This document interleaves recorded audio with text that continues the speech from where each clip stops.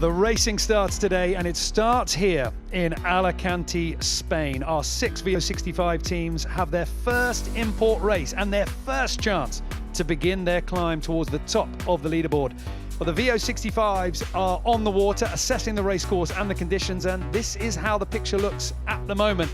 Right now, we've got some clouds in the sky, but that is keeping the wind alive. 9 miles per hour from the southwest, and that's providing enough power for this ocean-going beast to make their way around the course. It's going to be interesting, it's going to be tight, and I'm sure the sailors might be wishing for a little bit more power out there, but the race looks set to begin in fine form. Well, the big question will be, how is this course going to be laid out? What challenge is there for the sailors? Well, it is an in-port challenge, and it's a tight reaching drag race laid out just in front of Alicante Harbour, and it begins with a reaching start. Our teams will be able to cross the line at full speed.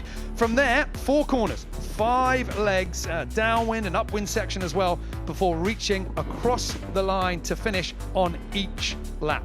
Here we go for the start.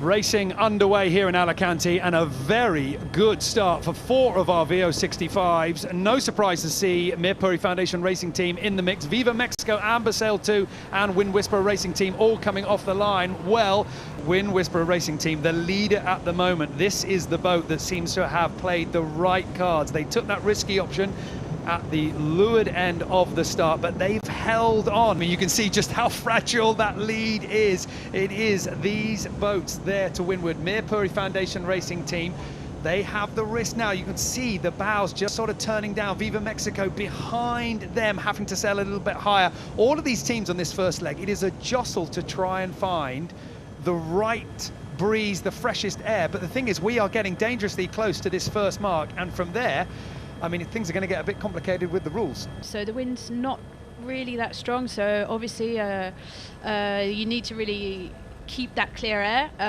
But as they're coming towards this mark, the furthest we go offshore, we're going to have more breeze. And you can see they're starting to power up a little more, and the heel angles are increasing. Mark 1 in the in-port race for the VO65 Sprint Cup, and WindWhisper Racing Team have held that position that they took from the start line. They have a lead, but it is narrow, and they are under pressure from WindWhisper Foundation Racing Team to windward. Approaching that windward mark now. WindWhisper Racing Team coming through. They've been able to hold off the Portuguese to windward. WindWhisper Foundation Racing Team will be above. They will have the best breeze, and you can see the Polish team with the red hull just having to pinch to get round the mark, trying to widen their turn. How much of an attacking position that will be for WindWhisper Foundation Racing Team, we will have to see. And a little bit of a moment there, hesitation. They weren't too sure which side to attack. WindWhisper Racing Team in first, Ambassador 2 in third, WindWhisper between them, and they are darting up and down. I think they're playing a game there. Yes, the game is that this leg is not a straight line leg. We are going dead downwind, and they are going to have to jibe, and which is basically this. It's a zigzag to get to the next mark. This is going to need to be the best jibe that they have done. The crew now getting ready. Yeah, and I think there's a lot of pressure on their navigator, Axel Magdal, who I know well. He was working with us on Team SCA, and it's all the pressure on the navigator to call that ley line, not get it too early, but not wait too long. This is crucial. How well can they deploy that A4 back out from the top? So a good furl. Out it comes again. It's a nice smooth turn all the way through. Their speed is going to be dipping down. Hopefully the trimmers can get those sails working again quickly. So as we pull out and just show the geography, I think that the Polish team here in first place, they were vulnerable, but they seem to have played it well. Leading off the line, leading round Mark 1, and now for WindWhisper Racing Team leading round Mark 2 as well. They have held off a very valiant fight for the lead from WindWhisper Foundation Racing Team, but the Polish team go on to the long bottom reaching leg, still in first place. On board now with WindWhisper Foundation Racing Team, and the lead has stretched with WindWhisper Racing Team gaining a few boat lengths, just as you say there, Sam. That low course that the Portuguese had to take after their failed attack running into Mark 2, meaning that the Polish boat stretches out a little bit ahead. Team Yayo now coming into the bottom here, and this just shows how important that ley line is, because they've had to do 2 jives on the way down. Oh, well, rounding Mark 2 in 6th place, the Austrian Ocean Racing, powered by Team Genoa, just losing pace with the other players at the moment. But now for this reach, the race starting to stretch out a little bit, and meanwhile, at the front of the field, after that action that we saw at the bottom, it is still WindWhisper Racing Team out in the lead, and if anything, extending on this leg. They have got more distance between them and Mirpuri Foundation Racing Team in 2nd place than Jajo in 3rd. Obviously the next leg is an upwind leg. There might be a bit of strategy involved. You're going to have to make a choice, left or right. How many tacks to make with a big masthead 0? That can cost you a lot as well if you do too many tacks. And at what point do the Portuguese team start to think, we're going to have to hold on to 2nd here rather than trying to chase down 1st? Mark 3, WindWhisper Racing Team, they were leading off the line, leading at every single turn. And now as we go into the final stages of lap 1, their lead has stretched. And Mirpuri obviously are attacking, so they're planning on to do several maneuvers, several tacks on this short leg. And it's obviously much quicker to tack with the J1 than with the masthead 0. So they'll probably leave that sail up, furled. They've got a good furl and do those tacks upwind. Now on board with Team Yayo coming round Mark 3. This is 3rd place. How close are they going to be to the heels of the Portuguese team in 2nd? They've got a good gap between them and 4th and 5th, who are chasing hard. And it's a nice smooth turn. And again, it looks like another boat keeping that masthead code 0 up. So now, Viva Mexico going round, and look at this. We've got another battle. Amber Sail 2. This was the race that erupted at the last turning mark, with the inside line being taken by Viva Mexico, and Amber Sail 2 are refusing to let that lie. They desperately want to take that spot back. And rounding in 6th place, Austrian Ocean Racing, powered by Team Geneva. They are still in this hunt. Remember, we still do have another lap to go, but they need to find some speed on lap 2, more than they found on lap 1. The team that are laying it down right now, WindWhisper Racing Team. They have stuck with that masthead code 0, and I would say, so far, the right call.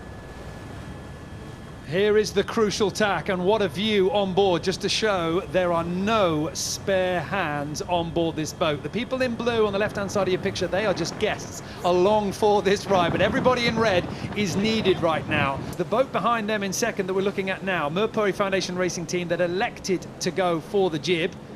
Now they're wondering whether they made the right call. Mirpuri Foundation Racing Team and Team Yayo, and in fact everybody else as well, have been pushed way past the original ley line. Now the Portuguese tack, and just look at the distance between them and 1st place. WindWhisper Racing Team has already through the finish line of lap 1. They are now on to lap 2, but right now the Portuguese team are under pressure. They are having to pinch to get round Mark 4 on their windward hip. Team Yayo is coming in with pace with the masthead code 0, the bigger sail. They can't point as high, but they've got the speed, and you can see the Dutch team bearing down on them all the time. Paolo Mirpuri at the back of the boat, trying desperately to keep the boat going. He can steer to the right, pinch higher, but the speed will bleed out of everything, and then he will slip sideways. Right now they look set to have just enough pace to get round this mark, but it's really going to hurt them. And as they go onto this long reach, they are going to have the Dutch on their windward side. They are sailing high to try and hold back Team Yayo. It's worked at the moment, but only, what, half a boat length. As long as they can keep the Dutch boat in their wake when they turn towards the finish line, the conclusion of lap 1, this is the battle for 2nd and 3rd. WindWhisper Racing Team out in 1st place, and they are almost rounding that 1st mark. Viva Mexico, Eric Brockman, the skipper, they are now rounding in 4th place, but they've got a bit of a cushion here. They have got space between them and Amber Sail 2 and Austrian Ocean Racing, powered by Team Geneva, behind. They are now on that top reach, trying to see whether they can get above 8 knots. I mean, Viva Mexico sailing faster than the others, but that might just be a little bit of localized breeze. And I do think that in 2nd place, Mirpuri Foundation Racing Team having to defend the boat that is not having to do any defensive play at all. WindWhisper Racing Team out in 1st place, off on that 2nd lap. And And to a certain extent here, Sam, I never expected to see a lead like this at the conclusion of lap 1. I don't think they will celebrate anything yet, because as the wind gets lighter, that's a moment when you can start saying, look, anything can happen now. We've got to keep on our toes and keep an eye on the other boats, and keep an eye out, looking around the surface of the water to see if there's any change in the wind around you. Here at the moment in second and third, Team Yayo and Murpuri Foundation Racing Team. It is going to be a battle of nerves and patience. Exactly. You can see the sails are almost flapping. There's so little wind. Boat speeds are down to less than 5 knots, which is really, really tricky in these VO65s.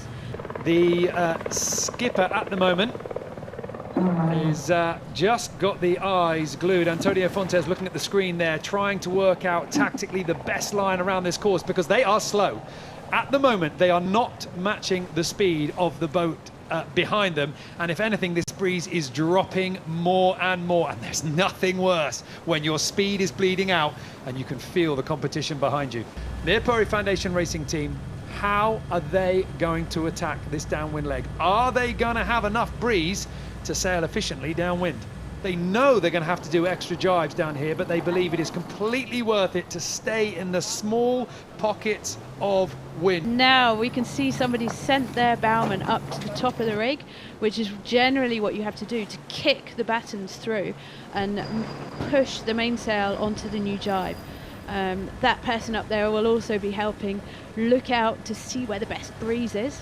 Team Yayo now with the crew member up the top. Viva Mexico going round to the right hand side of your screen. They've also got somebody up the top. So both of these boats are set up to, well, in your words, try and kick that batten through. WindWhisper Racing Team are going towards the finish. 5.5 knots of boat speed, dipping down to 5 at times.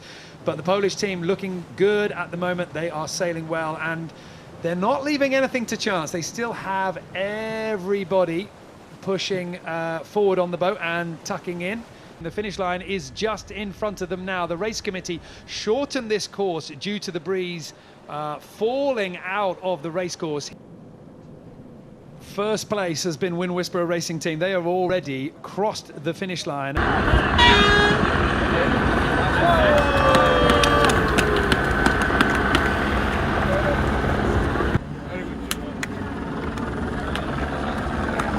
Patton, you have just won the In-Port race. How do you feel? Well, we won the In-Port race, all of us. It has been actually quite tricky. The wind didn't help much, but we did a great start, and that Nieti had a great call on the bow, so that put us in front, so it made it a little bit easier the whole race. But yeah, it has been tough, and yeah, we're super happy. Thank you a lot.